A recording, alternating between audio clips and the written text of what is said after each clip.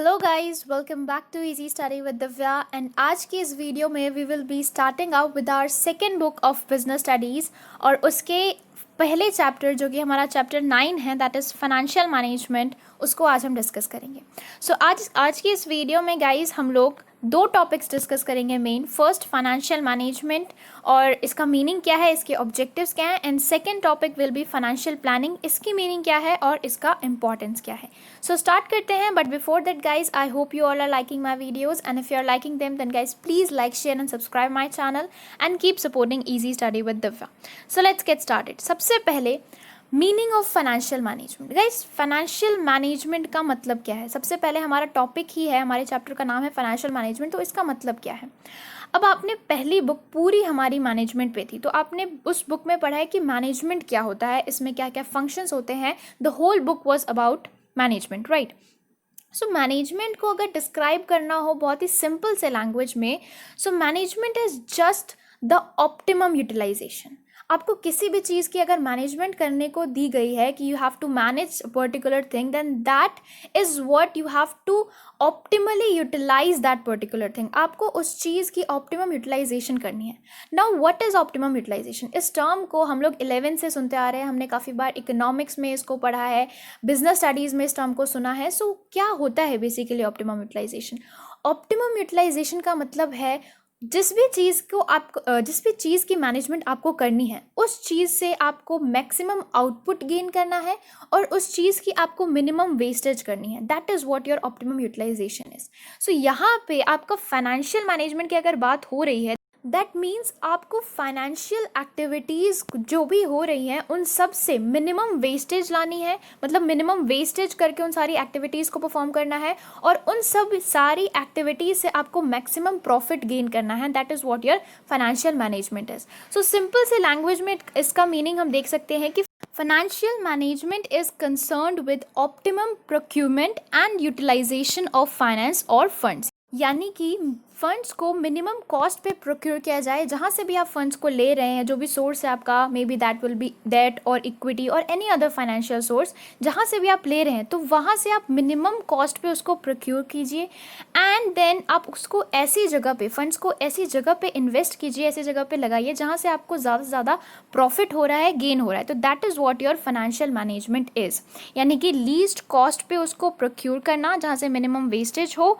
और maximum return ऐसी जगह पे आपके फंड्स को इन्वेस्ट करना जहाँ से आपको मैक्सिमम रिटर्न मिले, मैक्सिमम आउटपुट गेन हो। तो ये बेसिकली आपका फाइनेंशियल मैनेजमेंट होता है और इसी के लिए आपके फाइनेंशियल मैनेजर्स को अपॉइंट किया जाता है, ठीक है।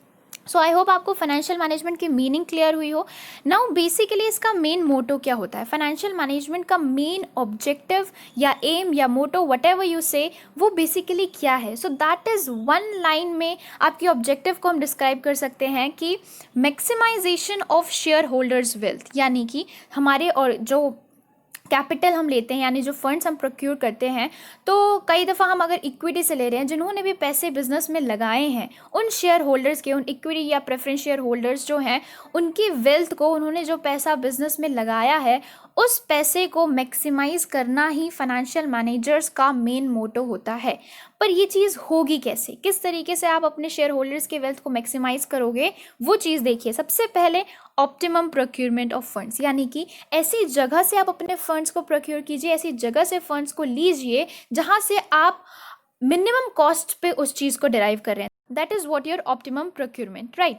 सेकेंडली, अब आपने मिनिमम कॉस्ट पे फंड्स तो ले लिया, उसके बाद उसको ऐसी जगह पे इन्वेस्ट कीजिए जहाँ से ज़्यादा आपको गेन हो रहा हो, यानी कि इन्वेस्टमेंट ऑफ फंड्स ऑप्टिमली। अब इससे क्या होगा? आपको रेट ऑफ रिटर्न ज़्यादा मिलेगा, प्रॉफिट ज़्यादा मिलेगा, तो इससे गुड प्रॉफिट्स होंगे, है ना। रिटर्न ज़्यादा होगा तो प्रॉफिट्स भी बढ़िया होगा। अब प्रॉफिट्स अगर बिजनेस के ज़्यादा अच्छे होंगे तो वो क्या करेगी? वो डिविडेंड डिक्लेयर करेंगी अपने शेयर होल्डर्स को, मार्केट में डिविडेंड डिसीजन लेंगी, यानी डिविडेंड डिक्लेयर करेंगी, राइट। अब जो वो डिविडेंड डिक्लेयर करेंगे तो इससे क्या होगा? मार्केट में उनकी रेपुटेशन इंक्रीज होगी, राइट। अब जब रेपुटेशन इंक्रीज होगी तो सिंपल सी बात है, उनके जो शेयर्स हैं उनका मार्केट प्राइस इंक्रीज होगा, कैसे इंक्रीज होगा गाइस? ऑब्वियस सी बात है, अगर वो डिविडेंड डिक्लेयर कर रहे हैं इसका मतलब ये है कि उनको प्रॉफिट ज़्यादा हो रहा है, सबको पता चलेगा, इससे उनकी रेपुटेशन भी बढ़ेगी और उनके शेयर्स की डिमांड भी ज़्यादा हो जाएगी, क्योंकि सबको पता चल जाएगा कि इनके प्रॉफिट ज़्यादा हो रहे हैं, तभी तो वे डिविडेंड डिक्लेयर कर रहे हैं ना। तो इससे क्या होगा कि उनके शेयर्स की सप्लाई से ज़्यादा शेयर्स की डिमांड हो जाएगी। तो जब demand is greater than the supply, तो सिंपल सी बात है वहाँ पे प्राइस इंक्रीज होनी ही होनी है, तो वहाँ पे उनके शेयर्स की प्राइस इंक्रीज हो जाएगी। And that is what the main thing is कि इससे जब मार्केट प्राइस शेयर की इंक्रीज होगी तो सिंपल सी बात है जो शेयर होल्डर्स हैं उनका वेल्थ भी बड़े ही आराम से इंक्रीज हो जाएगा। So this is how the financial managers will be maximising the shareholders wealth. So ये आपका ऑब्जेक्टिव होता है मेन, और ये इस तरीके से किया जाता है, क्योंकि सिंपल सिर्फ देखिए, तब तक वेल्थ इंक्रीज नहीं होगी जब तक मार्केट प्राइस नहीं बढ़ेगा, मार्केट प्राइस तब तक नहीं बढ़ेगा जब तक उस कंपनी की रेपुटेशन नहीं बढ़ेगी कि हाँ इसके प्रॉफिट्स ज़्यादा हो रहे हैं। और ये कब पता चलेगा लोगों को कि इस कंपनी के प्रॉफिट्स ज़्यादा हो रहे हैं? जब वो डिविडेंड डिक्लेयर करेंगे मार्केट में, राइट। और डिविडेंड कब वो डिक्लेयर करेंगे? जब ऑब्वियसली प्रॉफिट ज़्यादा हो रहे होंगे। और प्रॉफिट ज़्यादा कब हो रहे होंगे? जब वो ऑप्टिमली प्रोक्योर भी करेंगे, यानी ऐसी जगह से अपने फंड्स को लेंगे जहाँ से उनको मिनिमम वेस्टेज हो रही है, मिनिमम कॉस्ट पे उनको मिल रहा है, मिनिमम रिस्क के साथ मिल रहा है, और ऐसी जगह पे इन्वेस्ट करेंगे अपने फंड्स को जहाँ से उनको मैक्सिमम रिटर्न मिल रहा है, राइट। सो बेसिकली फाइनेंशियल जो मैनेजर्स होते हैं हमारे, उनका यही काम होता है कि optimum procurement of funds and optimally investing those funds, right. And as a result of that the shareholders wealth gets maximized, और जो फाइनेंशियल मैनेजर्स हैं उनका ऑब्जेक्टिव फुलफिल हो जाता है। नेक्स्ट बढ़ते हैं अगले टॉपिक की तरफ, फाइनेंशियल प्लानिंग। इस वीडियो में जो नेक्स्ट टॉपिक हम डिस्कस करेंगे वो है फाइनेंशियल प्लानिंग।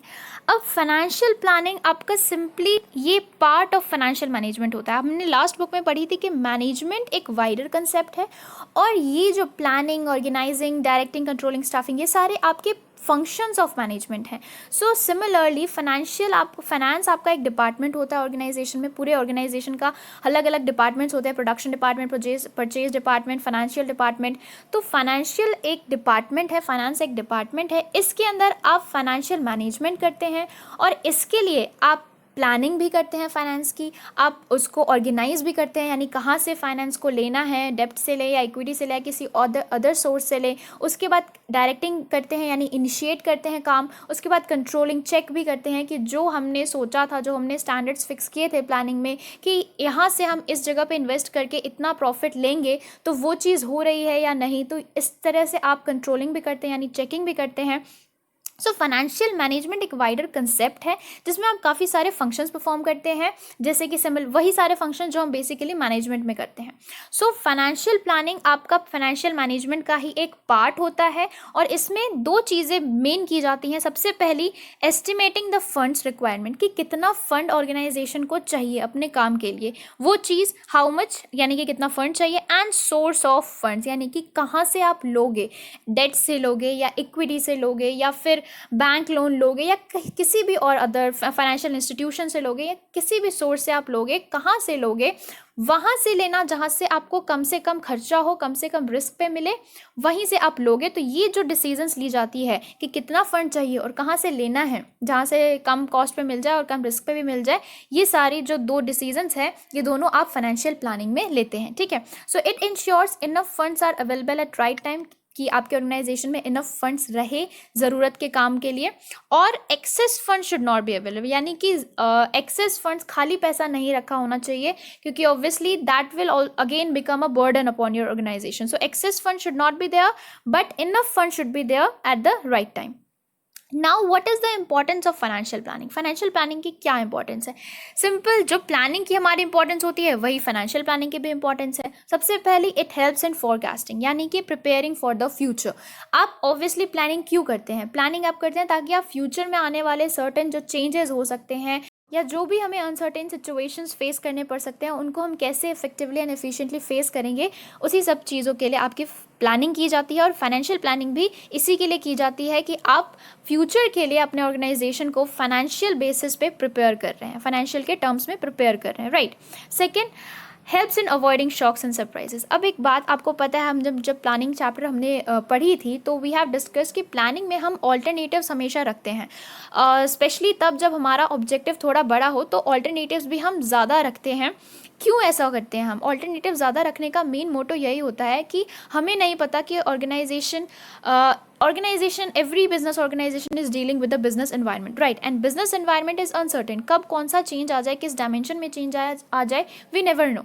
तो उन्हीं शॉक्स एंड सरप्राइजेस से बचने के लिए हम बेसिकली ऑल्टरनेटिव्स रखते हैं, और ऑल्टरनेटिव्स हम प्लानिंग में क्रिएट करते हैं। सो प्लानिंग कहीं ना कहीं आपको शॉक्स एंड सरप्राइजेस से बचने में हेल्प करता है, राइट। जैसे कि फॉर एग्जांपल अगर आपने सोचा कि हम डेट से लेंगे पैसे, अपने फंड्स डेट से प्रोक्योर करेंगे, बट आप हो सकता है ऐसा कि डेट डिबेंचर होल्डर्स जो हैं वो आपके सामने बहुत सारे ऐसे कंडीशंस पुट ऑन कर दे, रेस्ट्रिक्शंस लगा दे, या कुछ भी, maybe they are not interested. तो कहीं ना कहीं आपको ऑल्टरनेटिव्स रखने पड़ेंगे कि अगर डेट से नहीं मिला तो हम किसी और फाइनेंशियल इंस्टीट्यूशन से ले लेंगे, या हम बैंक लोन ले लेंगे, या कोई भी अदर फाइनेंशियल रिसोर्स हम ऑक्यूपाई कर लेंगे अपने फाइनेंस के लिए, फंड्स के लिए। तो यहाँ पे आपके पास जब ऑल्टरनेटिव्स थे, तो अगर मान लीजिए आपके डिबेंचर होल्डर्स ने मना कर दिया कि दे आर नॉट इंटरेस्टेड, तो कहीं ना कहीं आप फिर बैंक लोन के लिए या अदर फाइनेंशियल इंस्टीट्यूशंस के लिए अप्रोच कर सकते हैं, राइट। सो आपको शॉक एंड सरप्राइजेस से बचाने में आपकी फाइनेंशियल प्लानिंग बहुत हद तक हेल्प करती है by providing you alternatives, right. Next, helps to reduce wastage. Obviously planning का मतलब, प्लानिंग में आप बेसिकली यही करते हो ना कि आप अपने एक्शंस को मतलब डिस्क्राइब कर देते हो, एक्शंस को क्लियर कर देते हो कि किसको क्या काम करना है, कौन सा काम किस तरीके से होगा, हर चीज़ क्लियर प्लानिंग में ही हो जाती है। तो वहाँ पे डुप्लीकेशन ऑफ एफर्ट्स नहीं होते, आपको पता है कि कौन सा काम होगा, किस तरीके से होगा, कौन उस काम को करेगा। So there will be no duplication of efforts. तो इससे वेस्टेज भी कम होती है, रिसोर्सेज की भी, ह्यूमन रिसोर्स की भी और मटेरियल रिसोर्सेज की भी, right. Now next is it helps in controlling, यानी कि प्लानिंग हेल्प्स इन कंट्रोलिंग। अब आप लोगों को सबको पता है, जब हमने कंट्रोलिंग चैप्टर पढ़ी थी तब हमें सबने पढ़ा था कि planning and controlling both are interrelated to each other. Planning के बिना कंट्रोलिंग हो ही नहीं सकती। क्यों? क्योंकि कंट्रोलिंग होती किस चीज़ से है? आप कंट्रोलिंग में एक्चुअल परफॉर्मेंस को मेजर करके उसको कंपेयर करते हो। किस चीज़ से कंपेयर करते हो? वो स्टैंडर्ड जो आपने प्लानिंग में फिक्स किया था। अब प्लानिंग में आपने कोई स्टैंडर्ड फिक्स ही नहीं किया, तो कंपैरिजन किस चीज़ से होगी, चेकिंग किस चीज़ के साथ होगी? फॉर एग्जाम्पल, आप 12th में आए, आपने स्टार्टिंग ऑफ द सेशन में अपना ऑब्जेक्टिव सेट किया कि मुझे 90% लाने हैं। अब प्री बोर्ड्स में आप ये देख रहे हो कि आप 70% की लाइन में स्टक हो, तो वहाँ पे आप चेकिंग करोगे, किसके साथ करोगे? वो स्टैंडर्ड जो आपने प्लानिंग करते वक्त स्टार्टिंग ऑफ द सेशन में फिक्स किया था, दैट इज़ 90%। अब उस टाइम पे आपने कुछ प्लानिंग ही नहीं की, कोई स्टैंडर्ड फिक्स ही नहीं किया, तो भाई चेकिंग किस बात की, है ना? तो आप 70% से ही खुश रहोगे, आपको कोई वो ही नहीं होगा कि हाँ भाई मैं गलत जा रही हूँ या मेरे को और ज़्यादा इम्प्रूव करना है। आपको कैसे पता चलेगा? ये आपने तो फिक्स किया ही नहीं था कुछ। तो सिमिलरली ऑर्गेनाइजेशन में भी जब अगर फाइनेंशियल से रिलेटेड वो ऐसा कुछ स्टैंडर्ड फिक्स ही नहीं करेंगे कि यहाँ पे हम इन्वेस्ट करके 10% रिटर्न तो हमें मिलना ही चाहिए, 20% मिलना ही चाहिए, तो जब उन्होंने स्टैंडर्ड से फिक्स नहीं किए, तो बाद में जब उनको सिर्फ 5% रिटर्न मिलेगा, तो वो चेकिंग किस चीज़ के साथ करेंगे कि हाँ कहीं ना कहीं गड़बड़ी हो रही है, जिसकी वजह से ये सारी चीज़ें हो रही है, हम गलत जा रहे हैं। तो कंट्रोलिंग होने के लिए प्लानिंग का होना बहुत ज़रूरी है। So it helps in controlling also. Next, coordinating various business functions. अब यहीं पर मैंने आपको बता दिया कि प्लानिंग में हर एक एक्शन पहले से डिसाइडेड हो जाता है, क्लियर हो जाता है, सबको पता है कौन कौन से काम होंगे और किस तरीके से होंगे, कौन किस काम को करेगा, हर चीज़ क्लियर हो जाती है प्लानिंग में ही। सो वेरियस बिजनेस फंक्शंस को कोऑर्डिनेट करने में प्लानिंग हेल्प करता है, और यहाँ पे आपके business functions related to your finance हैं, ठीक है, क्योंकि फाइनेंशियल प्लानिंग की बात की जा रही है यहाँ पे। लास्ट जो है वो है link between financing and investment decisions, यानी कि कहाँ से फंड्स को लेना है, फाइनेंसिंग का सोर्स क्या होगा और कहाँ पे उस फंड को इन्वेस्ट करना है ताकि ज़्यादा से ज़्यादा गेन हो सके, प्रॉफिट मिल सके। इस डिसीजन को भी फाइनेंशियल प्लानिंग में किया जाता है, लिया जाता है। प्लानिंग के दौरान इस डिसीजन को लिया जाता है कि फंड्स कहाँ से लिए जाएंगे और कहाँ पे इन्वेस्ट किए जाएंगे, ठीक है। सो ये थे हमारे सारे इंपॉर्टेंट्स फाइनेंशियल प्लानिंग के। आई होप आज की वीडियो आप सबको क्लियर हुई हो, और अगर हुई है guys, then please like, share and subscribe my channel and keep supporting easy study with Divya. Thank you so much guys.